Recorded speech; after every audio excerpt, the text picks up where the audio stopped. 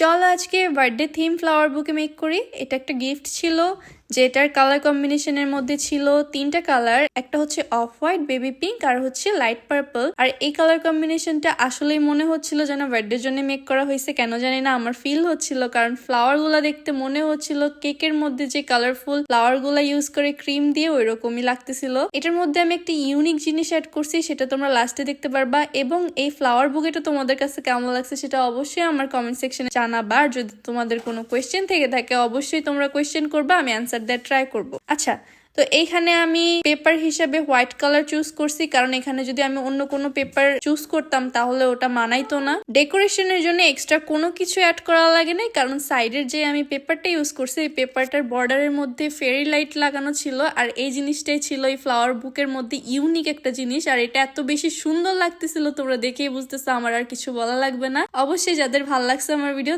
তোমরা যদি এটা রিক্রিয়েট করো তাহলেও আমাকে শেয়ার দিও। আজকের মতো আসি, দেখা হবে এবার নেক্সট কোনো ভিডিওতে নতুন কোনো টিউটোরিয়াল নিয়ে। টাটা, আল্লাহ হাফেজ।